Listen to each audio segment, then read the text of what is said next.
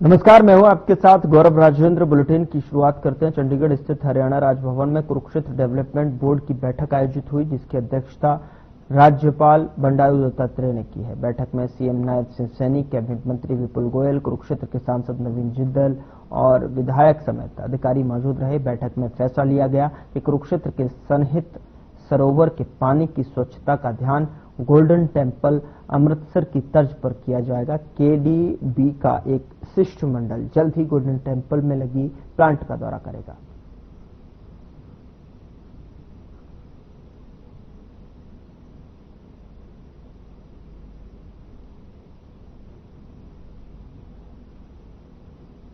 उधर चंडीगढ़ में हुई कुरुक्षेत्र डेवलपमेंट बोर्ड की बैठक पर थानेसर से कांग्रेस विधायक अशोक अरोड़ा का बयान सामने आया है। उन्होंने कहा कि विधायक होने के नाते सीएम के इस फैसले का स्वागत करता हूं। और अरोड़ा ने और क्या कुछ कहा, आप भी सुनिए। आज लगभग 2 साल बाद कुरुक्षेत्र डेवलपमेंट बोर्ड की मीटिंग महामहिम राज्यपाल जी की अध्यक्षता में हुई, जिसमें माननीय मुख्यमंत्री जी, गीता मुनिशी, स्वामी ज्ञानानंद जी, हमारे और भी अधिकारी वहां पर शामिल हुए और नवीन जिंदल जी सांसद भी आज उसमें जुड़े।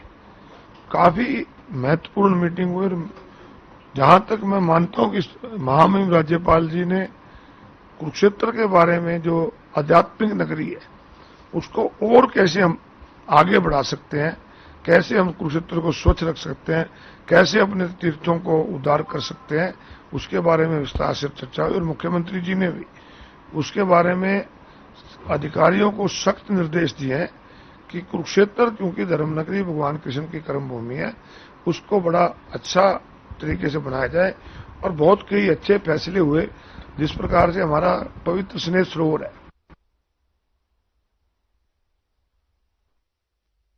हरियाणा बीजेपी अध्यक्ष मोहनलाल बड़ौली ने बड़ा दावा किया। उन्होंने ट्वीट करते हुए कहा कि कांग्रेस के कई विधायक हैं जो भाजपा में आने के इच्छुक हैं।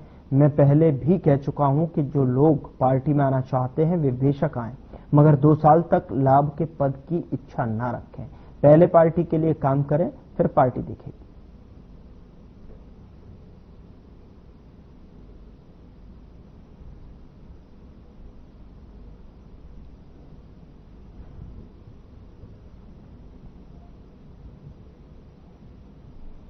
हरियाणा विधानसभा अध्यक्ष हरविंद्र कल्याण ने कर्नाटक राज्य प्रवास के दौरान बेंगलुरु स्थित कर्नाटक विधानसभा का दौरा किया और इस अवसर पर उन्होंने कर्नाटक विधानसभा के उपाध्यक्ष रुद्रप्पा मनप्पा लामानी एवं अन्य वरिष्ठ अधिकारियों से बातचीत की। दौरे के दौरान हरियाणा एवं कर्नाटक विधानसभा के प्रतिनिधियों के बीच में विधायी प्रक्रियाओं, सदन संचालन और तकनीकी नवाचार और संसदीय परंपराओं को लेकर विस्तृत एवं सारगर्भित चर्चा हुई। दोनों राज्यों के प्रतिनिधियों ने एक दूसरे के अनुभवों से सीखने और भविष्य में विधायी प्रक्रियाओं को और अधिक प्रभावी एवं पारदर्शी बनाने के लिए सहयोग बढ़ाने पर सहमति जताई है।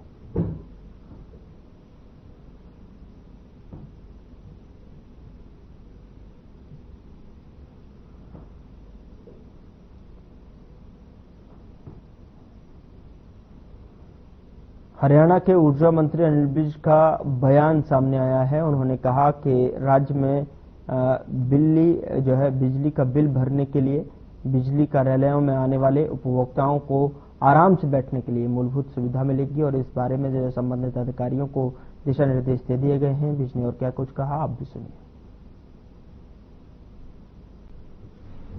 फैसला किया है नितिन गडकरी से, इससे जो वाहन मालिक है, निजी वाहन मालिक, क्योंकि व्यवसायिक में नहीं है, उनको तो बार बार हर टोल पे खड़ा होना पड़ता था और कई बार तो हमने देखा कि झगड़े भी हो जाते हैं। उन सबसे उनको राहत मिलेगी और वित्तीय तौर पर भी उनको बहुत फायदा होगा, क्योंकि वो बार बार जाते थे और वो अपना टोल देते थे, मिडिल क्लास, तो उसका ज्यादा बढ़ता था। अब ये 3000 में एक टैग बना दिया, 200 बार आप जा सकते हो राष्ट्रीय किसी भी राजमार्ग एक साल में। सबसे बड़ी बात है कि सभी राजमार्ग, सारे राजमार्गों पर अब कहीं पर कुछ था, कहीं पर कुछ था, अब एक ही बात से हम सब बता सकते हैं। बहुत स्वागत योग्य है, मैं स्वागत करता हूं इसका।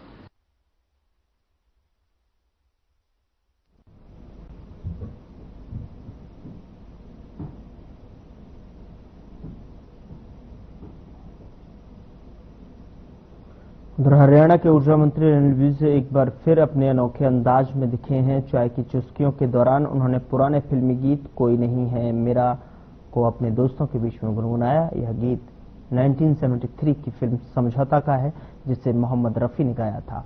मंत्री विज इससे पहले भी अपनी मित्र मंडली के बीच पुराने गीत गाते देखे जा चुके हैं। मेरा कोई नहीं है मेरा, सूरज को छूने निकला था, आया कोई नहीं है मेरा, सबके रहते लगता है जैसे कोई नहीं है मेरा, कोई नहीं है मेरा। उधर भिवानी महेंद्रगढ़ लोकसभा सांसद धर्मवीर सिंह ने बुधवार को भिवानी बस स्टैंड परिसर का दौरा किया। वहां कृपाल आश्रम की तरफ से लगाई गई प्याऊ का निरीक्षण किया, तो वहीं रोडवेज महाप्रबंधक से मिलकर आम समस्याओं के बारे में जाना। तो वहीं आपको बता दें कि ट्रांसपोर्ट सचिव कुछ समस्याओं से अवगत करवाया है और उसका निदान करवाने की बात कही गई है। सबसे पहले उन्होंने गर्मी के मौसम में राहगीरों और यात्रियों को पानी पिलाने वाले आश्रम, रोडवेज अधिकारियों और कर्मचारियों को बधाई दी गई। और आपको बता दें कि वहीं उन्होंने एचएयू के विद्यार्थियों पर लाठीचार्ज करने और प्रदेश के विरोध करने के सवाल पर कहा कि प्रदर्शन करना, विरोध करना संविधान का एक हिस्सा है।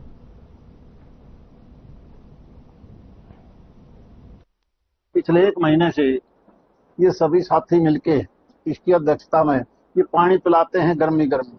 और क्योंकि हमारे देश के हिसाब से जेठ का महीना सबसे ज्यादा लू का होता है, और इसी महीने इस बार तो कुदरती भगवान की दया से बारिश समय से पहले आ गई। गर्मी में बचाने का इन हालात में इस प्रकार की सेवा करना, इसलिए बहुत बधाई के पात्र हैं। इन्हीं के कहने से जीएम रोडवेज और सारे स्टाफ के कहने से मैं आज यहाँ आया था। अच्छी व्यवस्था कर रखी है, क्योंकि कई बार सप्लाई प्रदेश सरकार की तरफ से नहरों में पानी कम हो, वाटर सप्लाई कम पहुंच पाए, तब भी इन्होंने ये बीड़ा उठाया। इसलिए इनको शुभकामनाएं। और आने के बाद कुछ लोकल समस्या है उनके बारे में भी थोड़ा बहुत फीडबैक लिया है।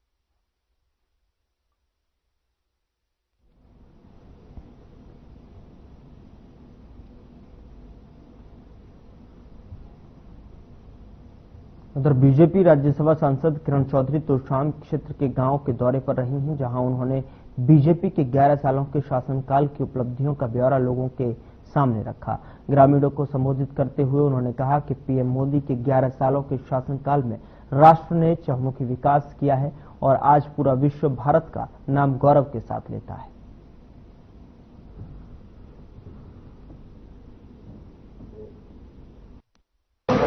11 साल में जो विकास देश की तरक्की के हैं और देश ने वो काम देखे हैं होते हुए जिनका किसी को अनुमान ही नहीं था कि ये कभी हो भी जाएंगे। मसलन तौर पे महिला आरक्षण बिल जो पेश करा, बहुत सालों से लंबित पड़ा हुआ था। इच्छा शक्ति नहीं थी। इच्छा शक्ति होती तो महिलाओं का सशक्तिकरण कम से कम 30 साल पहले हो जाता, लेकिन नहीं करवा पाए, वो मोदी जी ने करवाया। इसी तरह से किसानों के लिए जो है कृषि प्रधान प्रदेश हमारा तो हरियाणा है।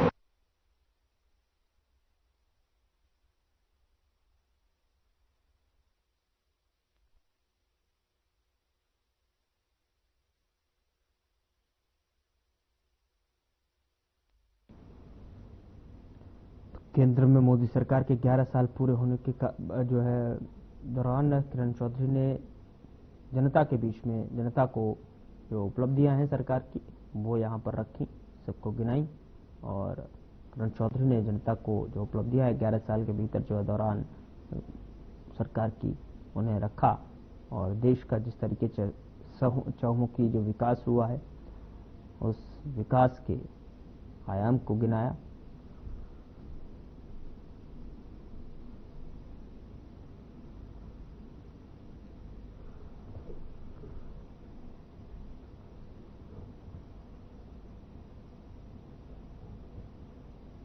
उधर पूर्व मुख्यमंत्री भूपेंद्र सिंह हुड्डा की चाची सुप्रभा देवी का निधन हो गया है। वह 103 साल की थी। हुड्डा ने दिवंगत आत्मा को श्रद्धा सुमन अर्पित करते हुए भगवान से उन्हें चरणों में स्थान देने की प्रार्थना की। उन्होंने जानकारी देते हुए बताया कि गुरुग्राम के मारुति रोड स्थित नॉटिंग हिल बैंक्वेट हॉल में 22 जून को दोपहर 1 बजे से 2 बजे तक रस्म क्रिया होंगी और तमाम परिजन, रिश्तेदार, संबंधी और सभी परिचित उन्हें श्रद्धांजलि देने पहुंचेंगे।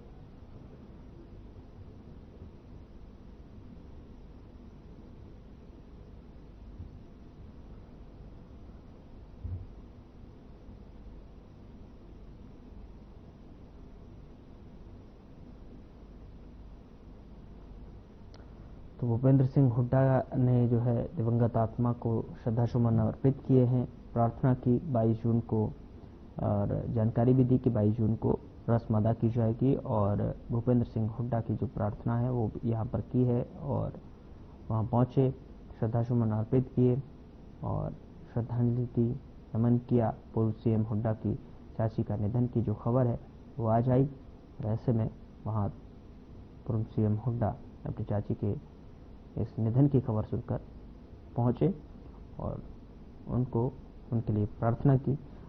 और जो रस्म क्रिया है 22 जून को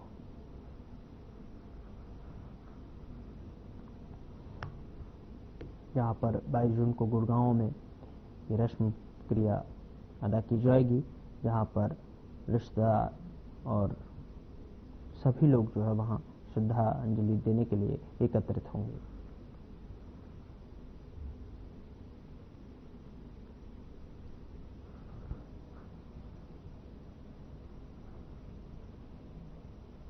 उधर फरीदाबाद जिले में एक बार फिर कोरोना संक्रमण के मामले बढ़ते दिखाई दे रहे हैं। मंगलवार को स्वास्थ्य विभाग ने जारी आंकड़ों के अनुसार 12 नए कोरोना संक्रमित मरीजों की पुष्टि हुई है। यह मामले उस समय जो है सामने आए जब विभाग ने कुल 76 सैंपल की जांच करवाई थी। इन मामलों के सामने आने के बाद प्रशासन सतर्क हो गया और स्वास्थ्य विभाग के अधिकारियों ने जो है बताया कि मंगलवार को 3 संक्रमित मरीजों को इलाज के बाद ठीक होने पर अस्पताल से छुट्टी दे दी गई है। अब तक जिले में कुल 74 मरीजों को ठीक हो चुके हैं और स्वास्थ्य विभाग ने लोगों से अपील की है कि वे कोरोना को हल्के में न लें, भीड़भाड़ वाले इलाकों में जाने से बचें, मास्क पहनें और हाथों की सफाई का विशेष ख्याल रखें।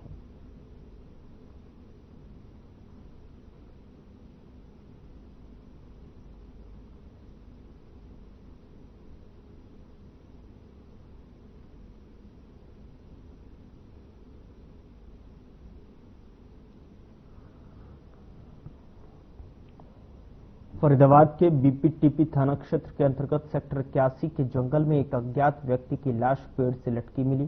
शिकायत के बाद मौके पर पहुंची पुलिस ने बताया कि शव करीब 6 से 7 दिन पुराना हो सकता है। शव देखकर अंदाजा लगाया जा सकता है कि मृतक की उम्र करीब 35 से 40 साल की है। शव की शिनाख्त फिलहाल नहीं हो सकी है। पुलिस खुदकुशी और जो है हत्या दोनों एंगल से मामले की जांच में जुटी।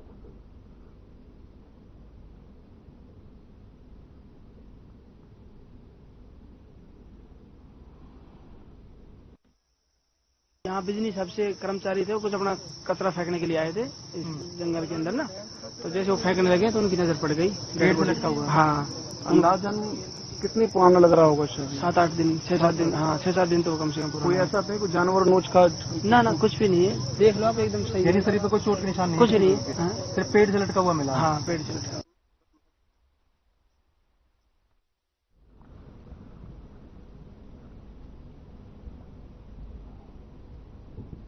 उधर जाखल में लुटेरी महिला का मामला सुर्खियों में छाया हुआ है। दरअसल आपको बता दें कि ये महिला घर में घुसकर लूट की घटना को अंजाम देकर फरार हो जाती है। बताया जा रहा है कि जाखल में 2 महिलाओं ने अकेली महिला को बातों में उलझाया और उसके कानों की सोने की बालियां छीनकर फरार हो गई। सूचना मिले कि पुलिस मौके पर पहुंची और घटना स्थल का जायजा लेकर पीड़ित महिला के बयान पर केस दर्ज कर जांच शुरू कर दी है। साथ ही आपको बता दें कि पुलिस ने बताया कि आरोपी महिलाओं ने पीड़िता को अपनी दूर के रिश्तेदार बताया और गेट के अंदर घुसकर वारदात को अंजाम दिया।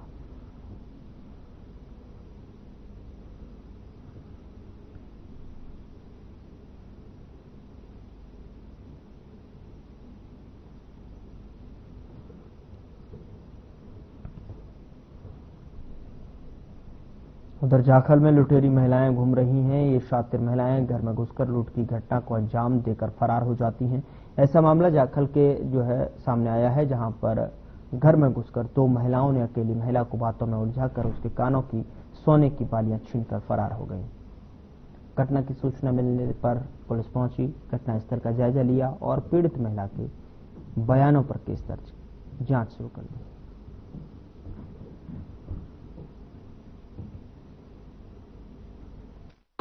तो के कपड़े सुखाती थी, भाषण क्यों मैंने कभी उरे यार। हाँ, मैं वो सलवार सुखा के वंडा पड़े जा बच्चे मका कभी थोड़े रिश्तेदार है। मैं आखा मका रिश्तेदार तो मैं थोड़े है नहीं है, रिश्तेदार है नहीं मका तुझे। फिर मैं आखा करे बबू पूरा पर कोई रिश्तेदार ना हो गए। मैं ला जो चाय पानी बना देते, चाय पानी तो कदे कदे आती नहीं है, कदे रिश्तेदारी आते नहीं, कभी ये मिलता है।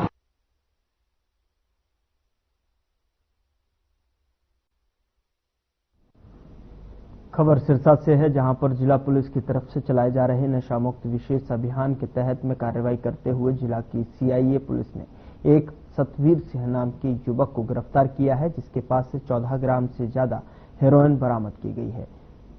साथ ही आपको बता दें कि गश्त के दौरान शक होने पर पुलिस ने आरोपी सतवीर की तलाशी ली तो उसके कब्जे से हेरोइन बरामद की गई है। पुलिस ने आरोपी के खिलाफ संबंधित धाराओं के तहत मामला दर्ज कर लिया है।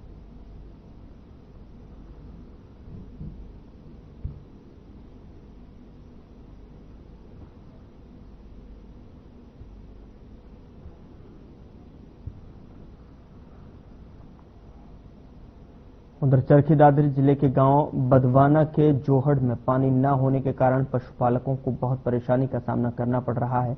ग्रामीणों ने बताया कि गांव के जोहड़ में पानी नहीं है, जिसके कारण गर्मी के मौसम में पशुओं के लिए पीने के पानी की समस्या बनी हुई है।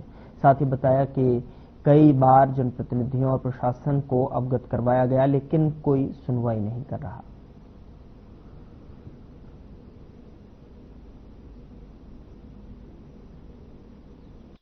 और हमारे गांव का ये जोड़ है, पिछले 5-7 सालों से इसमें बिल्कुल भी पानी नहीं आ रहा है। इसकी वजह से कम 20-30 कनेक्शन भी चलते हैं मीठे पानी के।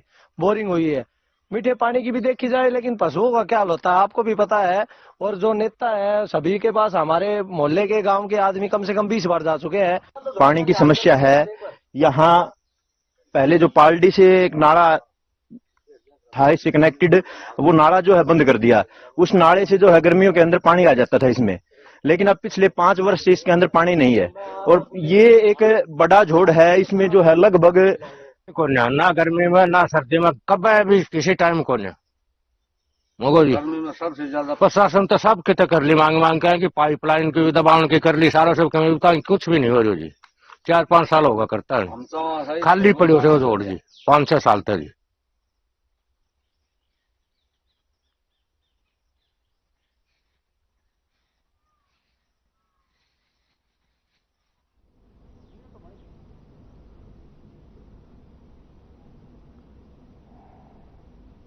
बल्लभगढ़ के प्रतापगढ़ में डंपिंग यार्ड के विरोध में जमकर हंगामा हुआ। जैसे ही लोगों को पता चला कि नगर निगम की कूड़ा भरी गाड़ियां डंपिंग यार्ड की ओर जा रही हैं, सेक्टर 56 और आसपास की कॉलोनियों के लोग सड़कों पर उतर गए। गाड़ियों को रोकने के लिए महिलाओं ने खुद को पुलिस की गाड़ियों के सामने खड़ा कर दिया और नारेबाजी की, विरोध भी जताया है। साथ ही आपको बता दें कि माहौल तनावपूर्ण हो गया। प्रदर्शन को देखते हुए मौके पर भारी पुलिस बल तैनात किया गया। जब महिलाओं ने रास्ता छोड़ने से इनकार किया तो पुलिस ने उन्हें जबरदस्ती हटाने की कोशिश की। कुछ महिलाओं को बसों में बैठा कर ले जाया गया, इस दौरान कई महिलाओं की जो है ज्वेलरी भी गायब होने की बात सामने आई है, जिससे लोगों में आक्रोश और बढ़ गया है।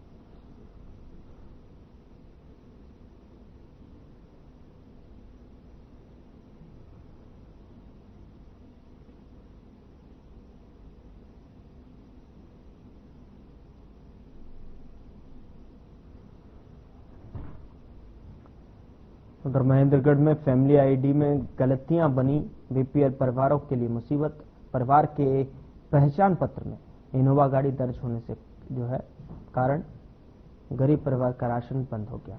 जेजेपी नेता की निकली गाड़ी, पीड़ित परिवार ने पहचान पत्र में गलती सुधारी, बीपीएल श्रेणी में शामिल करने पर सरकार ने उठाई मांग। पीड़ित ने कहा कि हमारे पास साइकिल तो है नहीं, गाड़ी कहां से आएगी। प्रशासन से गुहार लगाते हुए कहा कि उसका बीपीएल राशन कार्ड जल्द बनवाया जाए, जिससे कि उसकी कोई समस्या न रहे, समस्या का समाधान हो सके।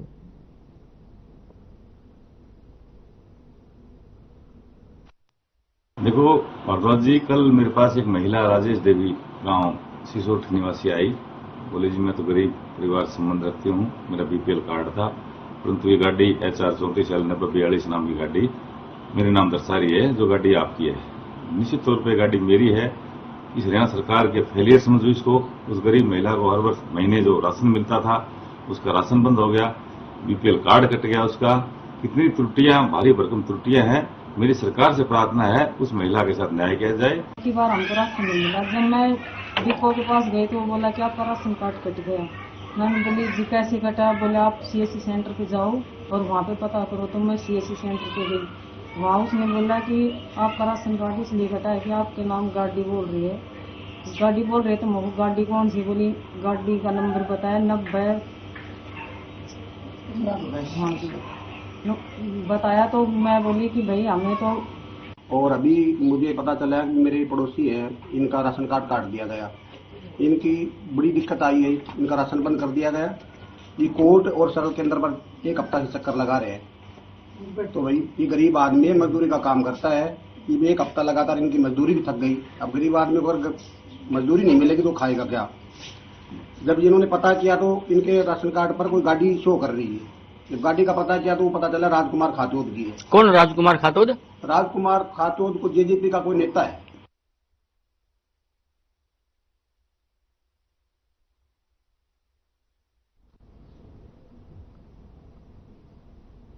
फिलहाल बुलेटिन में इतना ही। नमस्कार।